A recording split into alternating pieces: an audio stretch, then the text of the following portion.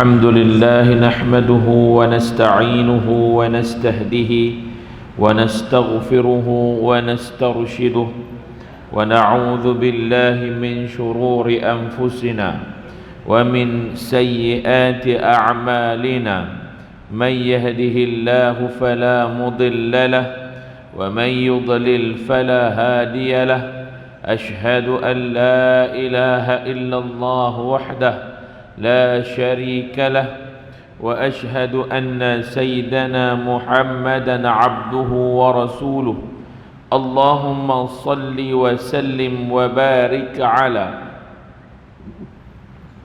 سيدنا محمد طب القلوب ودوائها وعافية الأبدان وشفائها ونور الأبصار وضيائها وعلى آله وصحبه ومن سار على دربه وعلينا وفيهم ومعهم برحمتك يا أرحم الراحمين أما بعد قال رسول الله صلى الله عليه وسلم من سلك طريقا يلتمس به علما يسر الله له به طريقا إلى الجنة أو كما قال رسول الله صلى الله عليه وسلم.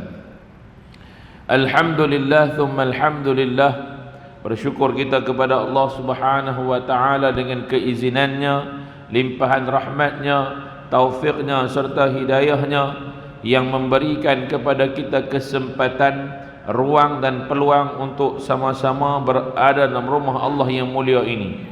Sebagai satu peringatan untuk diri saya dan tuan-tuan dan puan-puan sekalian, sama-sama kita niatkan i'tikaf dalam masjid yang mulia ini dan niatkan untuk berada dalam majlis ilmu dan untuk menuntut ilmu, supaya ada ganjaran yang Allah Ta'ala telah tentukan kepada sesiapa yang berniat sedemikian.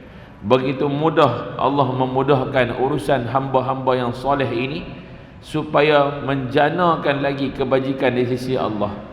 Hanya yang membezakan antara al-ibadatu wal-adah, yang membezakan antara adat dan ibadat itu fahuwa niat, maka ia merupakan satu niat. Niat saja yang membezakan antara ibadat dan juga adat. Itu pun dah boleh dapat sesuatu di sisi Allah Subhanahu wa taala. Tuan-tuan dan puan-puan rahmati Allah sekalian, insya-Allah pada pagi ini sama-sama kita nak tengok pagi ni tuan-tuan berkaitan dengan satu tajuk yang agak menarik untuk diperbincangkan. Bagi kitab Nasaihul Ad-Diniyah wal Wasaya Al-Imaniyah karangan Al-Imam Al-Haddad, antara benda yang telah jadikan satu tajuk yang agak menarik untuk diperbahaskan, iaitulah tentang kewajipan untuk mengajar anak isteri perkara agama. Antara tajuk yang menarik untuk kita bincangkan pada hari ini pada muka surat 94 tentang wajib mengajar anak isteri perkara berkaitan dengan agama. Yang ni kita mungkin selalu ingat tentang diri kita. Aku tak mengaji lagi, aku belum mengaji lagi. Tapi tuan-tuan, ada satu lagi tentang anak dan isteri kita adalah merupakan satu kewajipan yang menjadi satu tanda soal nanti di hadapan Allah Subhanahu wa taala. Yang ni tuan-tuan, siapa pun tak boleh kata dia terlepas daripada kewajipan ini. Semua orang wajib. Saya pun tak terlepas, tuan-tuan pun tak terlepas. Bila nama wajib, ia merupakan fardu ain kepada semua orang untuk tidak berlepas tangan dari tanggungjawab ini. Tuan-tuan dengar elok-elok tentang tajuk ni. Sebab apa? Tajuk ni melibatkan urusan sampai akhirat ni. Tajuk ni melibatkan urusan kita sampai ke akhirat. Jangan tuan-tuan pandang kecil lah benda ni. Yang tu saya nak abang tuan. Jangan terlepas pandang daripada tajuk ni. Kerana apa? Ada sesuatu yang tuan-tuan kena bawa balik hari ni, yang tuan-tuan kena bawa pulang, kena selesaikan dengan ahli keluarga kita. Kita mungkin tak pernah rasa tak apa, dia pandai-pandai mengaji yang tak di sekolah selesai. Tapi ada benda yang kita belum lagi selesai. Dengan hanya mengantar anak pergi sekolah, kita letakkan tanggungjawab kepada guru-guru dan guru besar dan ataupun pengetua. Tapi tuan-tuan, kita terlepas daripada tanggungjawab kita yang mungkin lepas ni kita akan kena nanti tuan-tuan. Baik, qala musannifuhu rahimahullah wa nafa'ana fi ulumihi fi darain amin amin ya rabbal alamin. Sebagaimana anda wajib belajar, wajib juga kamu mengajar anak isteri kamu dan sekalian orang yang berada di bawah tanggungan kamu. Statement nombor 1 dia buat itu dulu.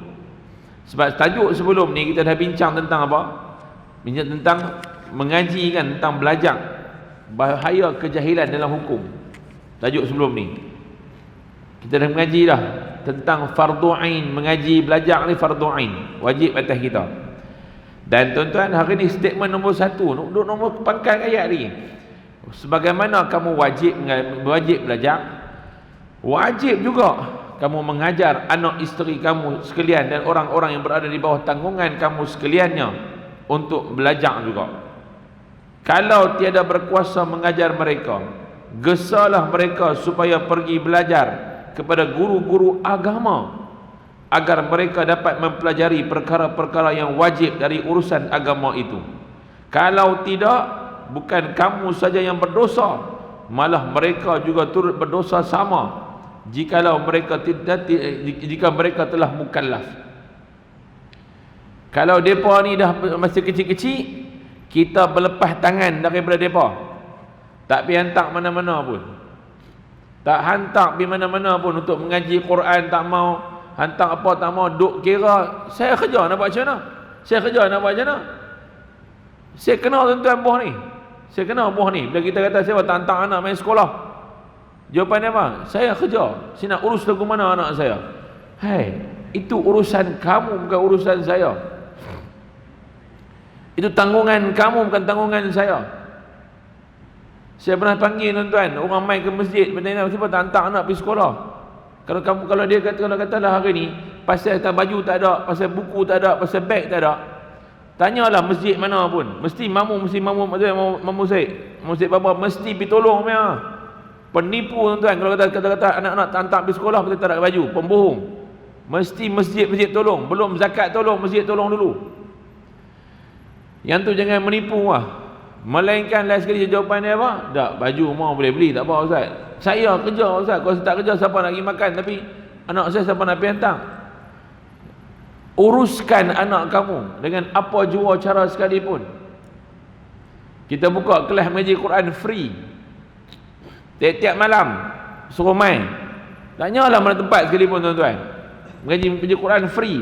Sebab nak bagi hilang ni, nak bagi terlepasnya dari tanggungan mak bapak, daripada terjawabnya soalan awak tak hantar anak pergi mengaji Quran.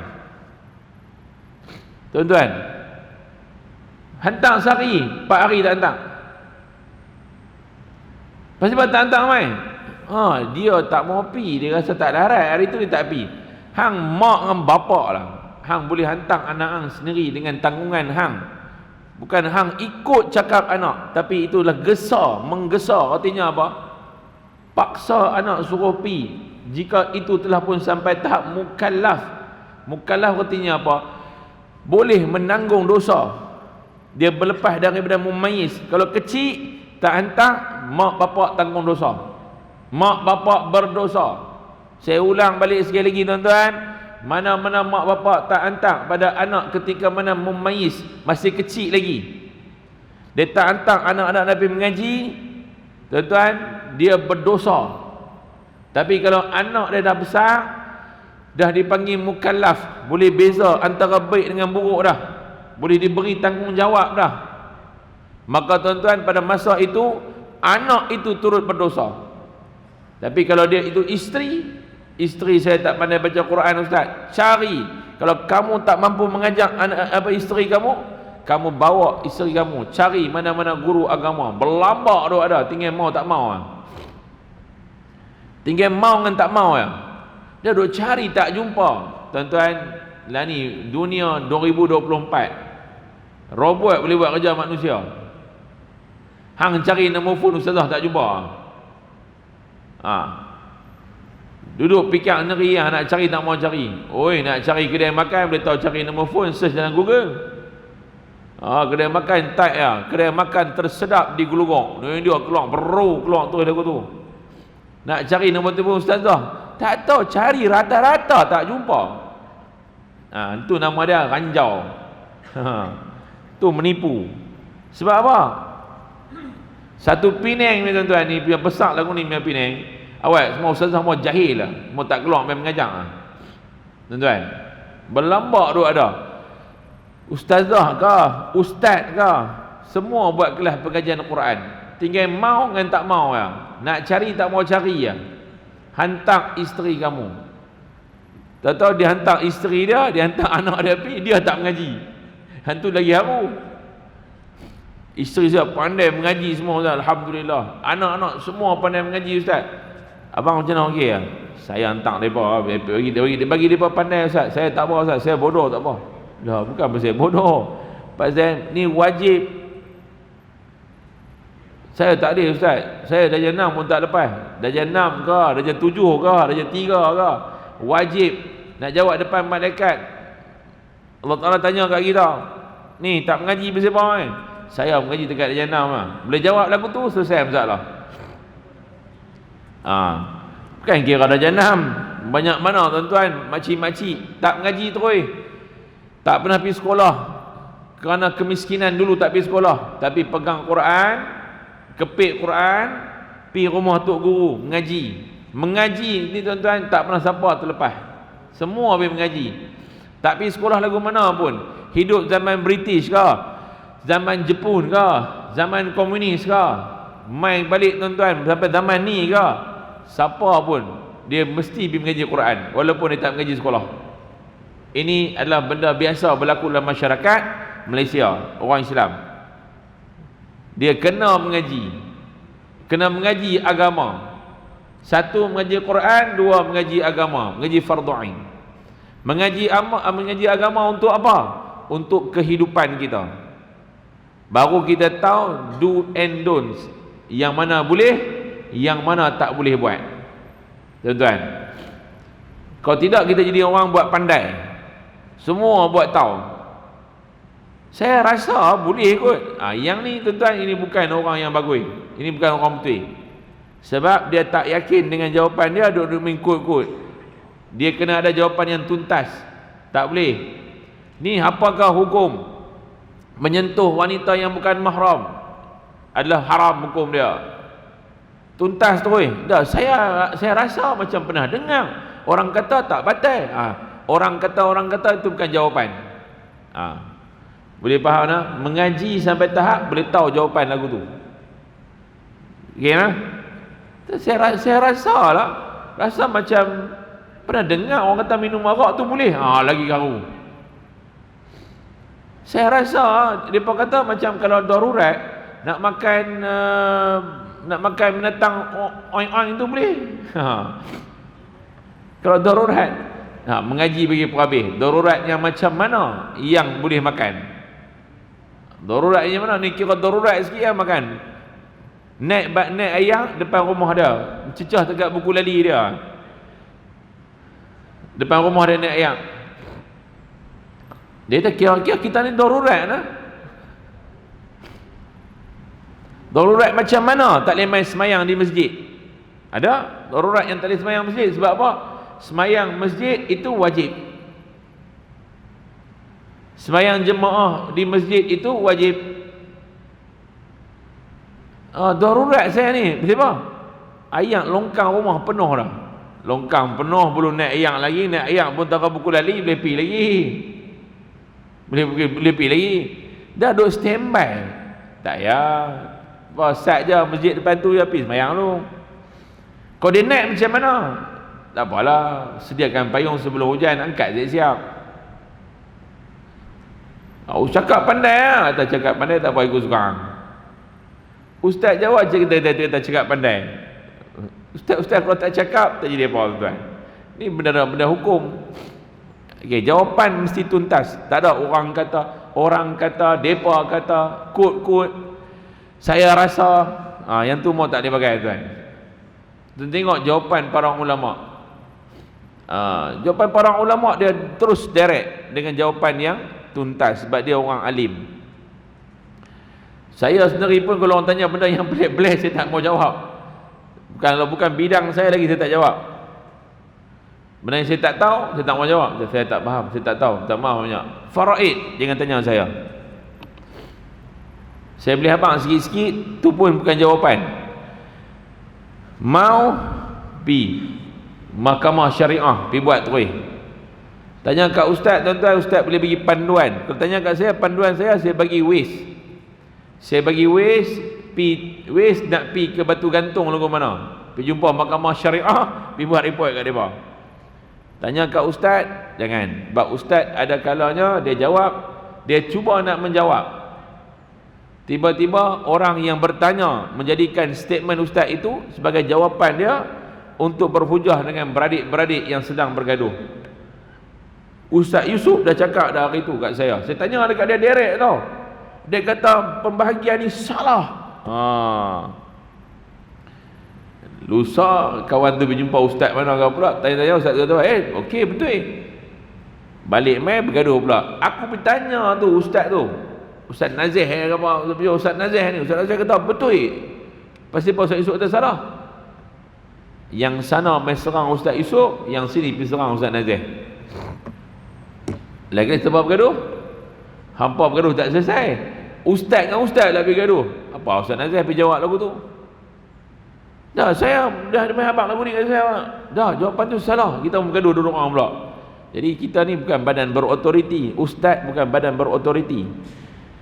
Pi direct terus, pi pejabat, pi ke mahkamah syariah, pi buat terus tuan-tuan tentang pembahagian kecil. Kalau pembahagian besar, pi jumpalah mana-mana peguam ke apa ke, pi jumpa, pi selesailah sendiri. Jangan tanya ustaz. Tanya ustaz ni, dia boleh bagi tahu lagu tu ya. Jadi abang-abang ini mengkonfirm apa takkan faham. Confirm apa takkan faham. Sebab apa? Faraid ni satu ilmu yang agak kompleks. Ustaz saya dengar kata pembahagian berkaitan dengan laki ni 1/2, perempuan 1/4, betul tak ustaz? Betul jawapan tu. Tapi bila main harta tu, pembahagian tu jadi lain. Tengok tiba-tiba ada 1/8, 1/6. Pasal apa nama saya 1/6 ustaz? Kena tahu sebab apa. Contohnya sebiji rumah, kita duk faham laki-laki 1/2. Bila buat pembahagian faraid, tiba-tiba dia buat 1/6. Dia buat 2/6, sorry, dia buat 2/6 laki-laki ni. Kita buat apa dia? 2/6 pula. Ustaz dah habaq lah 1/2, pasal apa 2/6? Jenuh bergaduh pula. Kena faham pembahagian itu macam mana, pergi jumpa dia direct, tanya dia elok. Saya tak mau cerita kat sini. Saya cerita sini tuan, takut tuan kita makan masa sikit. Contoh contoh saya ambil mudah lah. Jangan terkejut tau kalau jika pembahagian itu nampak 2/6, tiba-tiba ada 2/8. Tuan-tuan yang laki-laki ni. Contoh, bagi kita 2 bahagian. Laki 2 bahagian.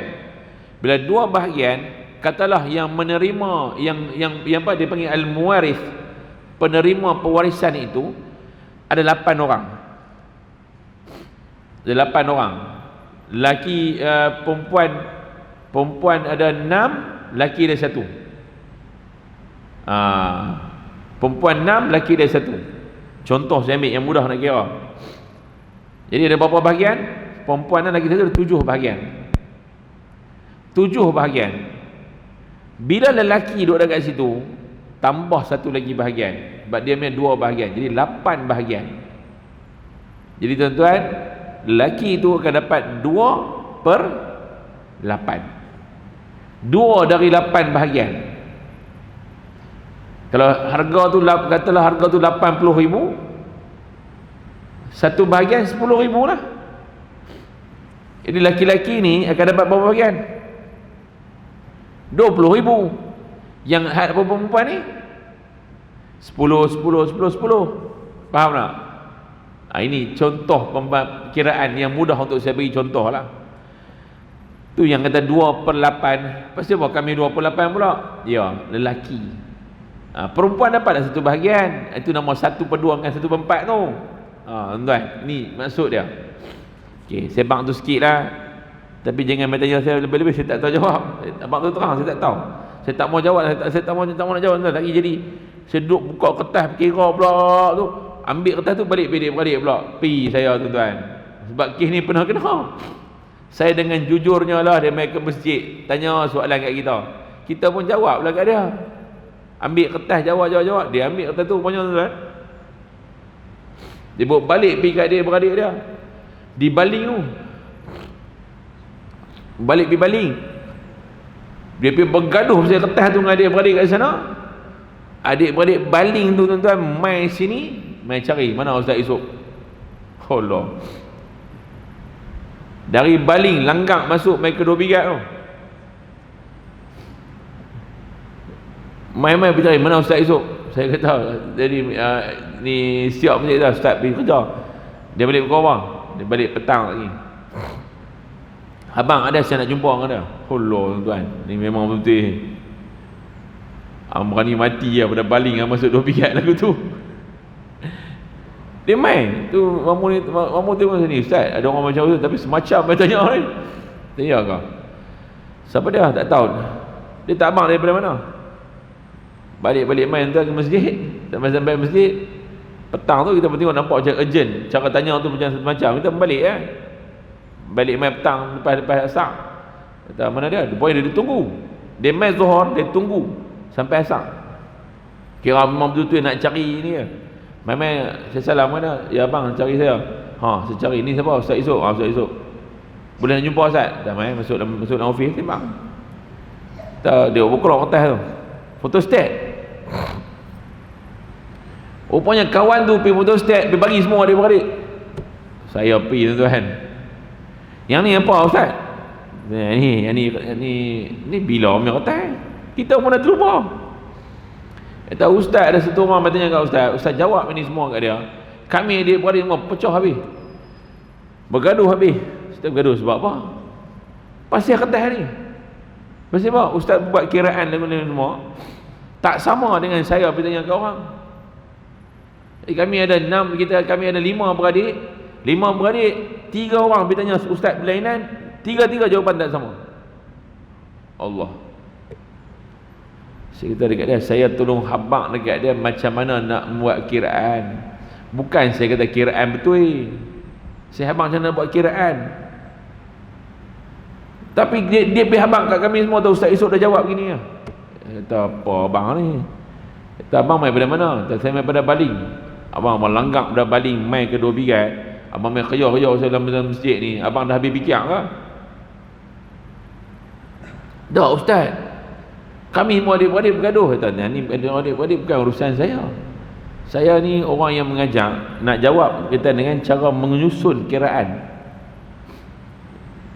Abang ke adik abang kata tak tahu pergi cerita lagu tu, itu dia punya hal lah, bukan saya punya hal. Pasal apa nak main serang saya? Abang jangan buat gila sini kata. Saya bawa balik kerja letih ni. Saya gila saya naik. Saya buat kiraan lain. Tu dia slow sikit, tak ada. Saya bukan main nak bergaduh. Kalau main nak gaduh cakap elok. Cakap elok, jangan cakap terjai lagu tu. Abang main jumpa ni dekat masjid, bukan jumpa kat tokong. Bukan jumpa kat kedai bar ke bukan. Ni, jumpa kat masjid, jangan buat gila. Sembang, sembang. Tak main elok tak apa. Main pada baling, main langgang tempat orang, ria-ria orang tu. Dia tak ada. Tersalah sudah buat lagu tu. Dia main maaf ya Ustaz, saya emosi.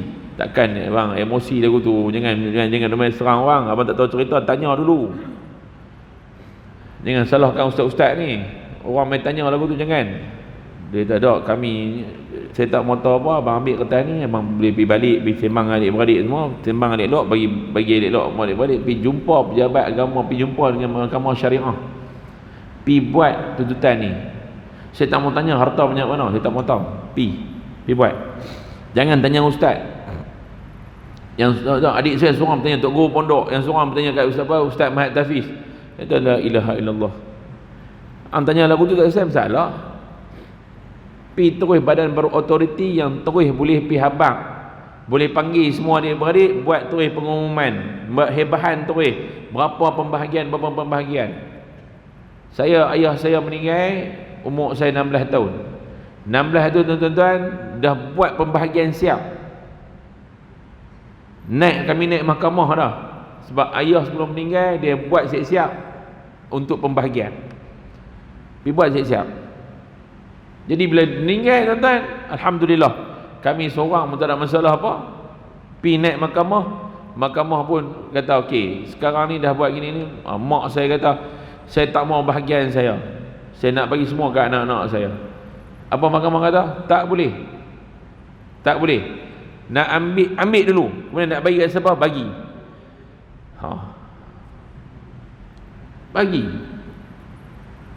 dah, tak apa, anak-anak saya bagilah semua, saya tak mau apa pun, saya nak duduk rumah sekadar sampai saya tak ada. Tak, ambil dulu. Ni pun kena tahu juga. Ambil dulu, nak bagi siapa bagi. Baik tuan-tuan, jadi benda ni tuan-tuan adalah wajib belajar. Kena tahu nak buat apa ketika berlaku sesemikian. Perkara yang wajib atas setiap muslim mempelajari dari ilmu agama tidaklah terlalu banyak, tak banyak sangat, dan tidaklah akan menyukarkan seseorang penuntut insya-Allah, kerana terlampau mudah sekali. Malah jika ia bersungguh-sungguh, nescaya Allah Ta'ala akan menolongnya dan memudahkan baginya untuk mendapat ilmu itu, asalkan ia membetulkan niatnya saja. Tambahan lagi, ia akan memperoleh pahala yang besar pula. Sabda Rasulullah sallallahu alaihi wasallam, "Man salaka tariqan yaltamisu bihi ilman, yassarallahu lahu bihi tariqan ilal jannah." Barang siapa yang menempuh satu jalan untuk menuntut ilmu pengetahuan, maka Allah akan melorongkan baginya jalan yang mudah untuk masuk ke syurga. Tuan-tuan, Allah akan lorong kita dengan jalan-jalan kebaikan. Tuan-tuan yang circle orang keliling tuan-tuan, orang yang baik-baik. Tambah-tambah tuan-tuan duduk mengaji di pondok ke, ataupun memondokkan tempat tuan-tuan. Istilah baru, memondokkan tempat tuan-tuan. Tak perlu pergi pondok, tapi tuan-tuan memondokkan tempat tuan-tuan. Bukan tikus mondok, menjadikan tempat tuan-tuan tu macam pondok. Jalan ni di Masjid At-Taqwa, dah jadi macam pondok lah. Ni belakang tu berapa puluh tahun? Belah tahun nak mamu? Belah tahun lah. Allah. Belakang tu tuan-tuan, kalau dalam Masjid Nabawi, kalau Masjid Nabawi, di kawasan belakang dipanggil Ashabus Suffah. Dia panggil tempat orang-orang Ashabus Suffah ni, orang yang mereka duduk di belakang, mereka tengok Nabi mengaji, mereka tengok Nabi baca hadis. Mereka orang yang dekat dengan Nabi, Ashabus Suffah. Antaranya Imam Bukhari. Antaranya Imam Bukhari. Antaranya yang banyak meriwayatkan hadis. Tuan-tuan, tengok belakang masjid tuan-tuan ni, kat ujung sana belakang ada tu, dia panggil Ashabul Quran. Boleh apa kawasan itu Ashabul Quran. Pun namakan kawasan tu sempena dengan orang memang duk mengaji, akan jadi satu sejarah. Itu sejarah esok ni, tempat ni, kawasan ni, tempat orang tua-tua duk mengaji sini, depa mengaji berbelah-belah tahun dan khatam beberapa kali. Tuan-tuan, tempat tu tempat ada barakah dia, kawasan tu. Nama tempat tu nak buh apa, Darus Sufah ke? Tempat Sufah, nak ambil sebenar nama tempat Masjid Nabawi tu. Tuan-tuan, dah jadi tempat macam pondok dah suasana cantik dah tuan-tuan. Maknanya apa? Masyarakat sini dah tahu nak cari tempat mengaji kat mana, nak main join dengan siapa, nak berkawan dengan siapa, circle mana kita nak berkawan. Baik tuan-tuan, sambung lagi.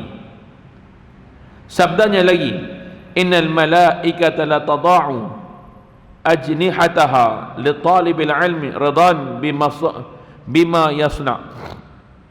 Sesungguhnya para malaikat akan melindungi penuntut ilmu dengan sayap-sayapnya. Masya-Allah.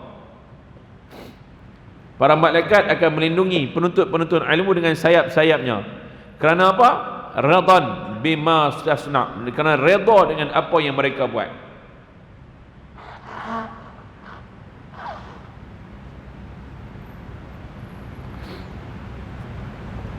Kerana redha dengan apa yang penuntut ilmu buat. Sabda Nabi lagi, hudurul majlisil ilm afdalu min salati alf raka'ah wa ibadatul alf marid. wa iyadatil alfil marid wa huduri alfi janazah. Menghadirkan diri dalam suatu majlis ilmu adalah lebih utama. Hadir majlis ilmu, tuan-tuan dengar elok-elok nak, ni antara benda dia panggil aulawiyat. Aulawiyat artinya keutamaan. Menghadirkan diri dalam satu majlis ilmu adalah afdal, lebih utama lagi daripada bersembahyang 1000 rakaat. Sembahyang 1000 rakaat dan ataupun menziarahi 1000 pesakit dan menghantar 1000 jenazah. Semua ni benda baik. Hantar jenazah bagus, hantar pesakit, pergi ziarah pesakit bagus, sembahyang sunat 1000 rakaat bagus. Tapi menuntut ilmu lebih baik daripada semua tu. Pasal apa? Siapa boleh jawapan? Sebab apa dia lebih baik? Takkan kot ustaz, nampak macam bagi kami biasa main majlis ilmu lagu ni biasa. Biasa kami duduk, kami nak bangkit, kami bangkit kami nak belah, kami belah. Bebas apa? Kalau semayang sunat kami tak ada nak belah, semayang bagi perhabis. Pasal apa jadi lebih baik? Siapa boleh jawab? Ni kalau dalam sekolah ni kan dia panggil soalan kebat, kemahiran berfikir aras tinggi. Apa sebab? Saya dah abang jawapan buat tadi. Sebab dia hukum dia. Pergi ziarah orang sakit sunat. Pergi ziarah jenazah, hantar jenazah ke perkuburan sunat. Tuan-tuan, lagi apa lagi? Semayang sunat. Tapi belajar wajib. Nampak tak jawapan dah? Bila wajib dia mengatasi sunat, lepas tu dia afdal, lebih utama lagi. Lebih utama lagi. Tuan-tuan, dulu saya pernah buat tuition tu masa baru tahun 2007 2008 saya buat tuition di rumah.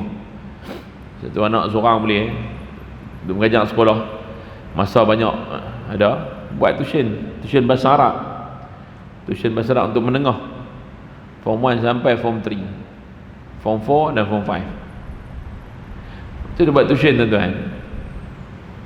Saya bukan mau duit mereka, tapi saya nak mereka ni mak ayah hantar mai kat saya budak-budak yang kalau dah pandai jangan hantar. Saya nak yang tak tahu lagi, yang baru duduk dekat sekolah dapat DE, saya suruh mengajak hantar saya. Tapi saya kata mak ayah, kalau di sekolah mak ayah tak bagi rotan dekat sini, saya nak kalau kau nak serah saya, serah dengan rotan sekali. Sebab di sekolah tak ada rotan, di sini saya nak rotan, dan saya nak memang saya akan betul-betul nak hantar, nak mengaji suruh. Tak mau mengaji ni, duk main balik-balik, duk buat lembek-lembek, biar bang, mau ustaz buat betul ni, balik bang, tak payah mengaji. Sebab betul. Jadi budak-budak ni saya bagi mengapai, tuan-tuan. Memang sungguh-sungguh pak. Bagi mengapai sekali main mengapai 100 mufradat, 100 vocab. Sampai kan tuan-tuan. Tak hafal, duduk depan pintu rumah, hafal baru masuk. Tak hafal hang balik, duduk situ-itulah sampai sudah. Saya tak bagi masuk. Memang nampak macam ganas, tapi biar ganas tak apa. Tapi budak-budak semua keluar A. Tuan-tuan, buat lagu tu sampai seorang budak tok dia meninggal. tok dia meninggal. Dia nak main tuition. Dia pi ziarah jenazah tok dia. Orang duk talqin. Dia kat belakang dia buat apa? Dia pegang mufradat tu, vocab tu, dia duk mengapai. Bapak dia kata, "Hang nak buat apa?" Tak, saya duk mengapai, saya nak pergi tuition Ustaz Yusof. Duduk mengapai, tuan, tak nak pergi lagi, ustaz tak pergi masuk, duduk kat luar. Tuan-tuan, ayah dia main, ustaz buh kepala anak saya apa tau ustaz, sampai anak saya orang talqin duk baca tahlil, dia baca ustaz punya hafalan tu. Saya kata saya suruh dia hafal. Ayah dia kata Tapi ustaz kepala anak saya ni dah masuk, suruh mengapai, kena mengapai. Kita ya, sebab dia mengaji, dia belajar. Talqin yang dia buat, tahlil yang dia buat itu sunat. Tapi dia ziarah sampai perkuburan, perkara yang baik. Tapi kalau abang faham tentang kepentingan ilmu, nescaya abang akan kata anak abang ni orang bagus. Pasal dia memang nak mengaji sungguh. Dia mengaji sungguh. Cumanya budak ni pun satu lah, time tu tahlil tu start saja, hang bacalah tahlil bagi habis tu, yang mengapai lah.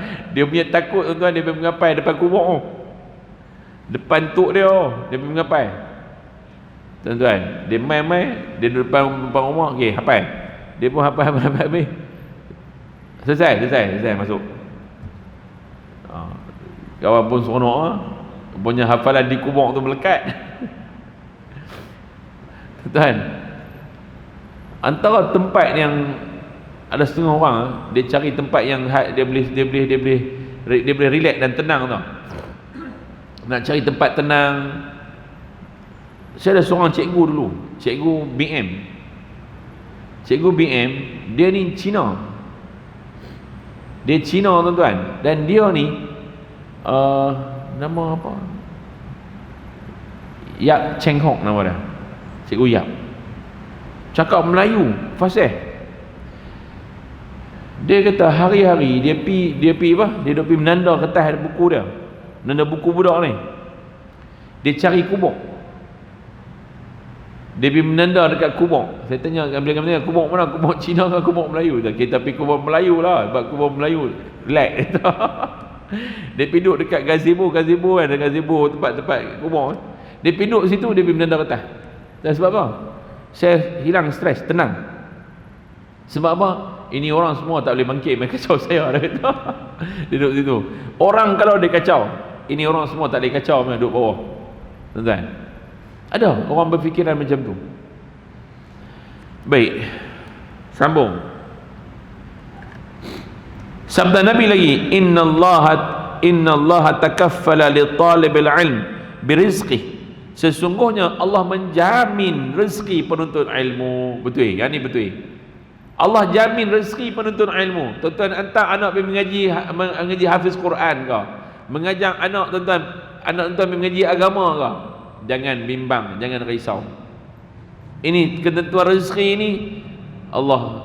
Hadis ini tuan-tuan, hadis yang sangat betul. Jaminan rezeki, jangan bimbang. Sebab apa? Apa yang berlaku tuan-tuan pada cerita 1995. 1995 tuan-tuan. Saya ambil UPSR. UPSR saya tak bagus mana pun. Tapi nak masuk mengaji kena pergi cari sekolah. Dapatlah masuk ke Mahad Al-Masyhur. Bukanlah tak bagus sangat, boleh lah, tapi dapatlah masuk ke Mahad Al-Masyhur. Pi sekolah Mahad Al-Masyhur ni di Sungai Batu. Orang Tanjung ni, belah Tanjung ni tuan-tuan, dia bukan tahu. Yang dia tahu sekolah free school lah. Zaman tu, zaman free school tengah duk naik. Orang Tanjung kalau UPSR bagus, free school.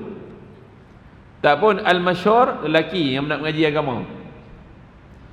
Bila saya tak layak masuk Al-Masyhur lelaki, pilah masuk Mahad Al-Masyhur. Tuan-tuan, orang Tanjung ni, saya keluar daripada rumah mak, nak bawa beg, nak pergi duduk asrama. Ada satu mamu ni, dia tu jumpa saya bawa flight. Tak nak pergi mana? Dan saya nak pergi duduk asrama. Duduk mana? Mana? Dapat sekolah mana? Terdapat sekolah ke Mahad Al-Masyhur. Tahu mana? Masyhur sini ada. Ni dekat dengan Sungai Batu. Sungai Batu, tempat jin tendang tu. Dia pun tempat jin tendang dia. Dan ni cuba beli rumah Sungai Batu, tengok tendang tak tendang.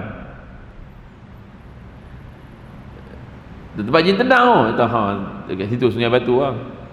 Dia tahu tak pergi sekolah ni. Dia tak, saya tak dapat nak masuk sekolah ni. Apa sebab? UPSR tak bagus.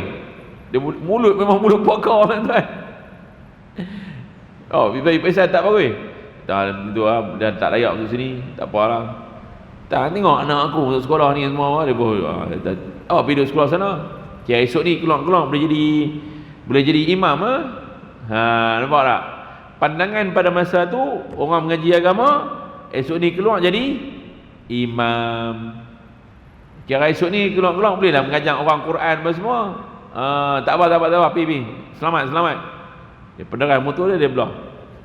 Kat sini tuan-tuan, ayat mata dah keluar. Kata apa? Aku ni dah masa depan nak mengaji ni. Pergi mengaji. Lepas 5 tahun tuan-tuan, ambil PMR. Lepas result PMR keluar, dapat result. Saya dapat 7A. Dapat masuk ke Terengganu. Tak pergi lah. Orang Penang nak pergi Terengganu kan senang. Tak nak pergi lah.